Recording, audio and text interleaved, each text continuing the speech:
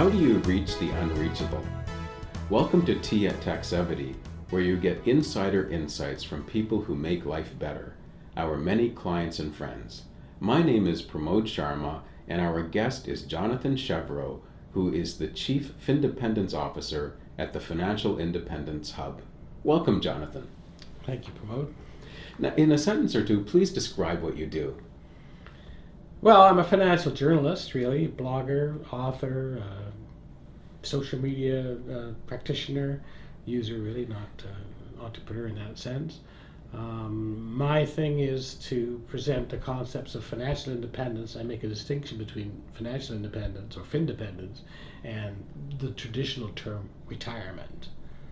Okay, and it would be great if you just clarified that, because that'll help us with our further discussion. What's the difference?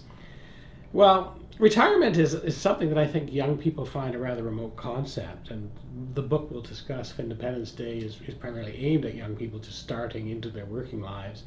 I think when they're told that you can defer your gratification for a while so that you can retire 45 years hence, that's probably not a very appealing prospect to young people.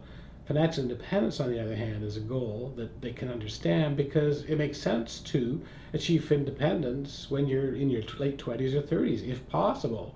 I mean, after all, Mark Zuckerberg, Steve Jobs, all of the heroes of our culture, did they not achieve independence at an early age? Mm-hmm. They, of course, they were entrepreneurs, they took risks, and they had huge rewards.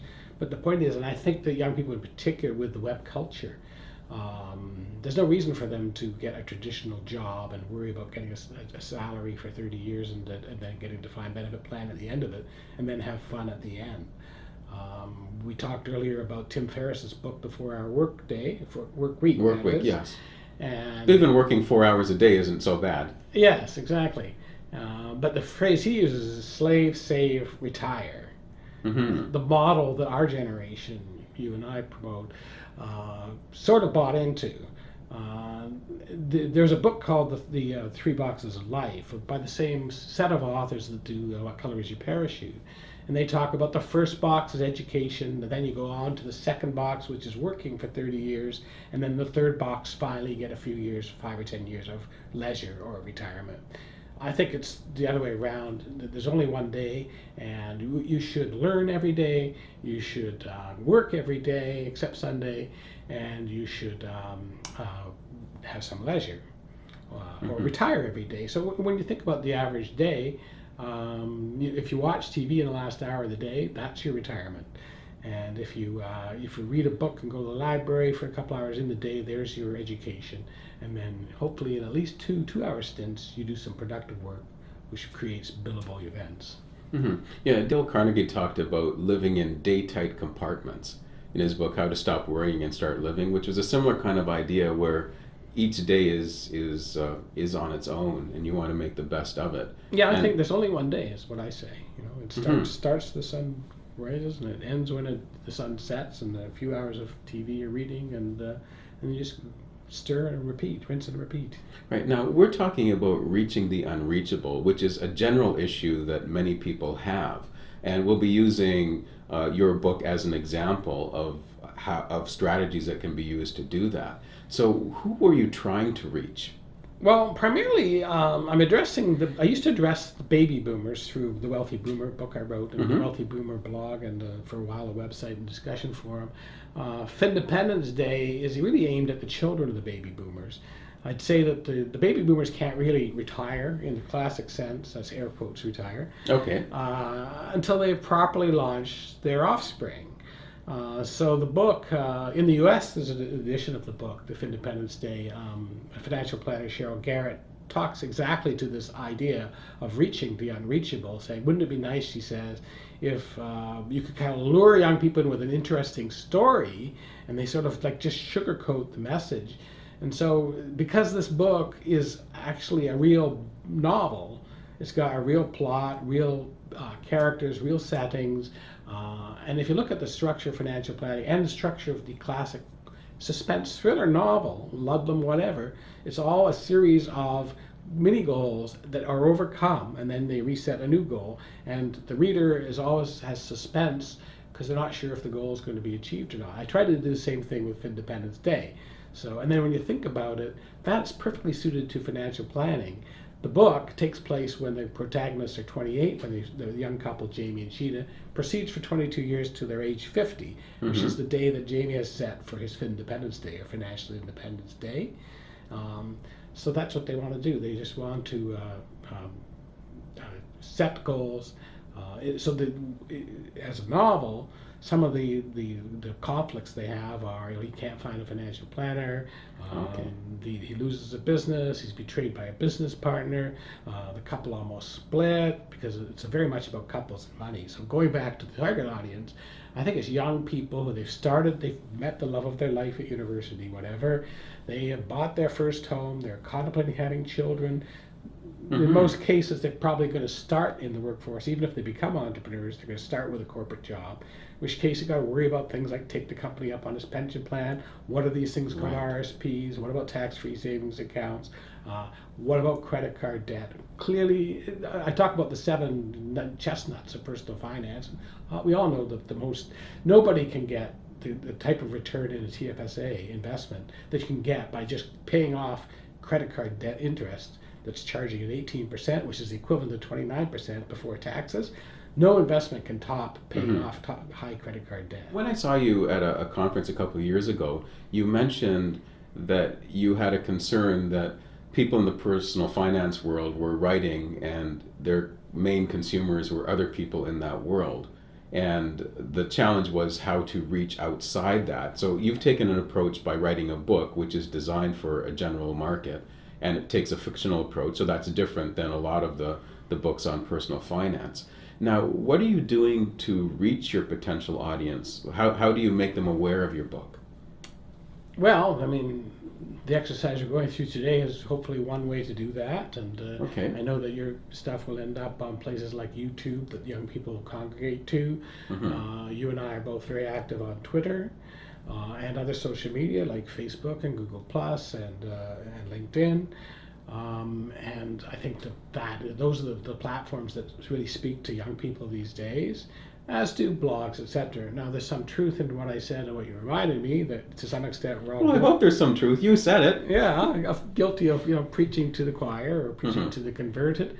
I was referring there primarily to business-oriented publications like the Financial Post or the Globe and Mail's Report on Business, where you have an elite, high-level executive audience, and you tend to have people writing material that's of interest to them, where you really want to read. Those people are smart enough and affluent enough to subscribe to the Globe or the Post. They've pretty well got a lot of it, but their children may not. So I want to have a book that, I would give you this book for Independence Day. You yourself would probably find most of the principles there. Well, that's pretty obvious. But perhaps your son may find it of more value. In our own immediate family, I can think of lots of people, relatively young people, who can benefit from it. They would never have read it through the post. Now, I happen to give copies to some of them, and I was pleased to see one young couple who'd gotten married came back to me every 6 months when we had a family reunion and said, well, we're implementing it, this is where Jamie's doing this, we've opened up our TFSAs, we've done this, we've done that, we joined the company pension plan. Well done, there we tried to reach the unreachable. Yeah, it looks like that's a really good approach. Now, when you're trying to reach these people, what approaches have you found to be most successful? Well, again, we're talking about family formation and a phase of life which is essentially post-college. Most youth, particularly, I think we have an extended youth nowadays. What do you mean by that? Well, my daughter, for example, has graduated from university. Now she's taking a second year. She was in the Far East the first year. Now she's in Europe, teaching English as a second language. So she's stretching herself in various directions. But as long as there's no children in the picture, they have this luxury of essentially having a prolonged university experience that is called travel. I was interviewing a 97-year-old woman the other day. Really? Yes, who's and we talked about this travel, and she said, she doesn't regret any dollar she ever spent on travel was well spent. She said Hmm. that she felt that's a good investment, which was kind of an eye opener for me. I personally used to think travel was sort of overrated and expensive. Okay. But I'm coming around to this thought that, particularly in the books we discussed, like Ferris's book, where you can, the Laptop Millionaire, where you can basically practice run an internet basis business running 24/7 from any beach anywhere, with cell phones and iPhones and all the technology we have. You don't have to be stuck in one city and one corporate employer. Yeah, it's really good that there are new options like that available to people, because certainly in the past you'd have to physically be at a job in order to earn money. Yes, I think that was certainly the case for our generation, the salaried employee concept. I think Hmm. for the younger people, I was doing a column the other day. I was saying that for certain people who don't want to take huge risks, their temperament is such that they want security. I said, one way to independence is to get a government job that has a salary, benefits and Right. inflation index defined benefit plan. Hang in there for 30 and 35 years, and there's your independence. You don't have to save a dime. Right. But I think a lot of young people these days tend to be more mobile, probably going to go through 5 or 6 jobs, if not careers. They're a lot more computer literate, probably more entrepreneurial as well. I think for those people, they should stay away from government jobs or even the corporate kind of employee jobs that you and I have probably had to endure over the years. Right, because I know that, like, I was given advice that just get a government job and you'll be safe and comfortable, etc. But then at the same time, I don't know that I would have had the same opportunities that I would have had. So everything has a cost to it and their benefits, and people have to weigh those two things together.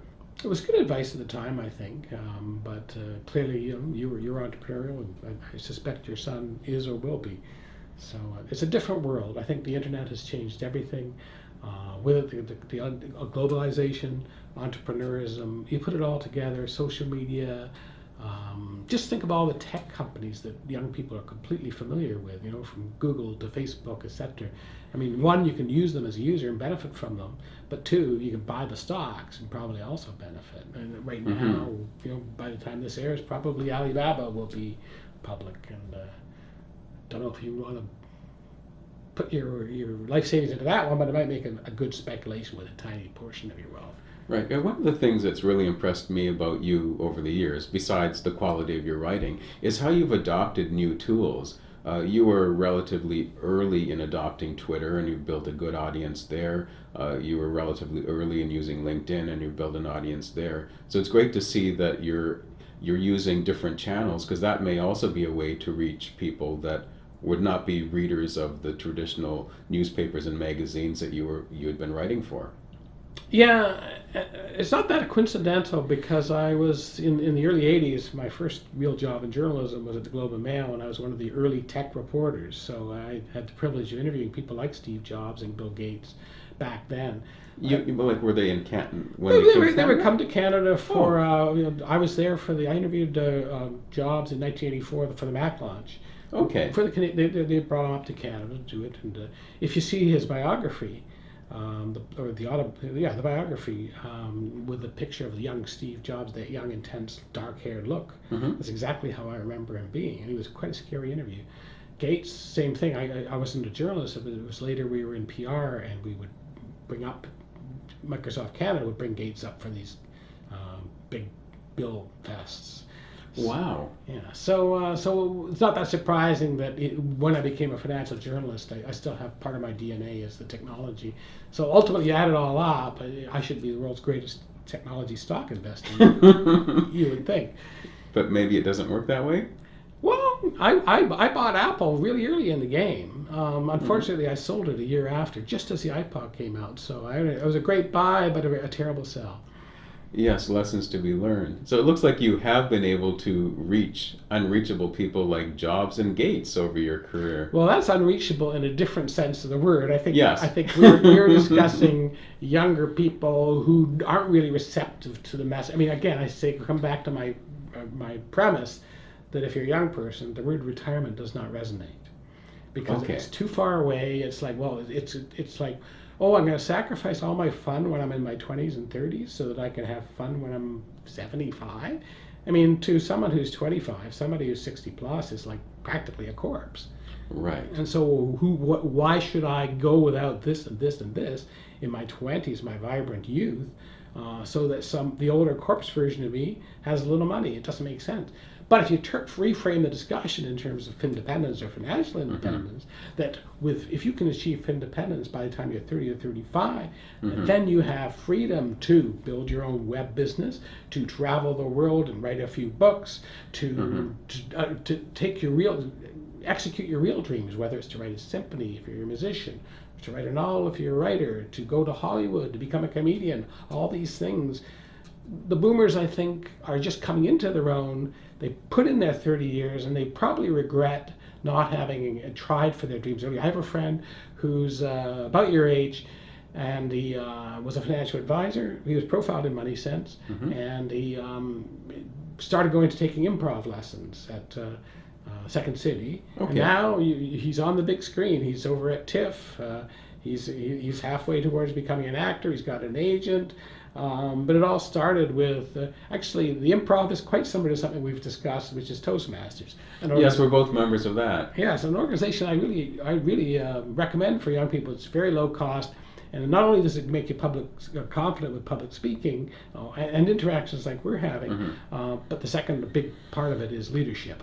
And if these young people are going to go to pursue financial independence by starting their own businesses or at least joining other people's businesses initially, leadership skills are invaluable.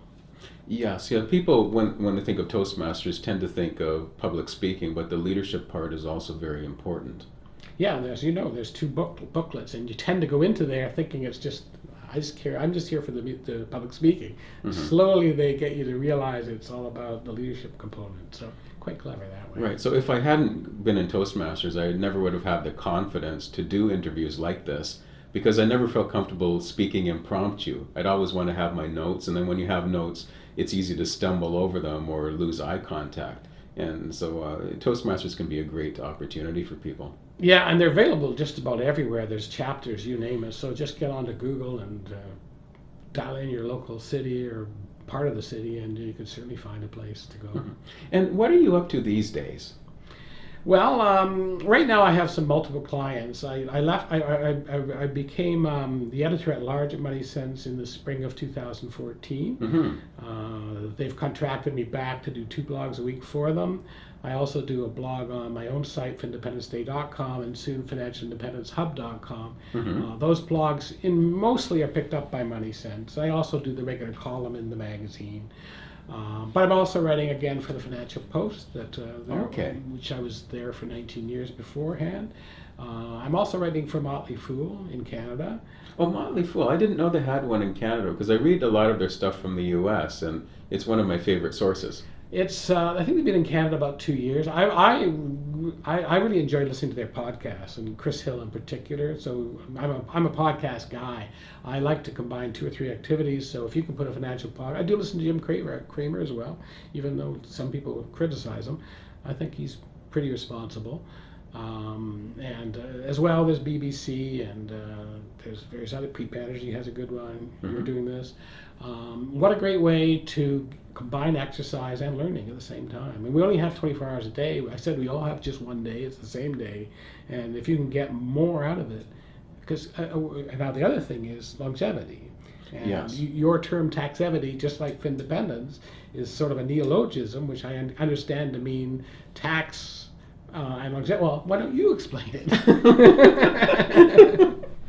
Okay, well, yes, it's when you look at the actuarial risks, there's mortality, disability, morbidity, and longevity. And something else that goes on for a long time is tax. So taxevity is a combination of some of those words. And it's also a word that I was able to register and trademark, because it's hard to find web domains and things these days. And I think longevity is right on. There's a person I've mentioned in a couple of blogs, changerangers.com, Mark Venger, and he's talking about the boomers. He like myself, is in his early 60s, and we're convinced that the boomers are going to want to or need to work well into our 70s and 80s. Clearly, as long as you have a congenial way of making a living, that's good. I think the problem, this whole thing about retirement, I think it came from people who sort of think that they hate their job and like 30 years of selling something, and it's like only 3 more years and I can never have to do this again. That's not a way to look at life. I mean, life is a much more vibrant thing. The boomers have a lot to contribute. Number one, if you're going to live to 95 to 100, and as I said, I just interviewed a woman who's 97. That's a long time. 35 years is a long time to go without a paycheck, from 60 to 97. Two, in my book, I talk about somebody saying, most jobs are marginally better than daytime television. How sad. The fact is that golf, TV, and even whatever, card games, bridge, you name it. I don't think you can build a 35-year life around it. Those are diversions for nights and weekends. I mean, the core of the 40-hour week, I think, is, even as a self-employed person, I still have that rhythm of the 5-day week. And even you work from home, you know that you probably on the weekend, it's like a weekend, like when you work at a company. Yeah, you feel that you've stopped your work and now you're doing other things, because you do need that break. That's right. So now we talked again about Timothy Ferriss and this concept of mini retirements. Doesn't that make a lot more sense to have a series of mini retirement? This is where financial independence comes right back into it. With Findependence, you may decide you want financial independence by your 30s, so that you can spend 6 months to pursue your dream, go to film school, whatever, play a writer's workshop, and then when you come out, you're going to back in your work world, but your work might be making money in a different way. And then you have another mini retirement when you're 35. And again, so it's completely different than 30 years of suffering in one corporate cubicle. Absolutely. So that maybe, as long as you don't have a heart attack and you don't have all these other medical problems, maybe you can have a few years of fun at the end of it. That doesn't make a lot of sense. No. Well, you've given us lots of valuable suggestions, and I do appreciate you taking the time. What's the best way for people to reach you? Well, findependenceday.com is probably the number one way you can buy the U.S. book, the Canadian book through there, or the U.S. book. You can get the U.S. book, the U.S. ebook through Amazon.com. Okay. Coming but not yet launched is the financialindependence.hub.com, which is going to be a portal, North American-wide, talking about many of the issues we just discussed. Yeah, I'm looking forward to the launch of that. And thank you so much for visiting us today. Thank you, Pramod. Thanks for joining us for Tea at Taxevity. The Taxevity Insurance Advisory helps you understand insurance and bridges gaps in your coverage. There's no premium for peace of mind. How healthy is your insurance?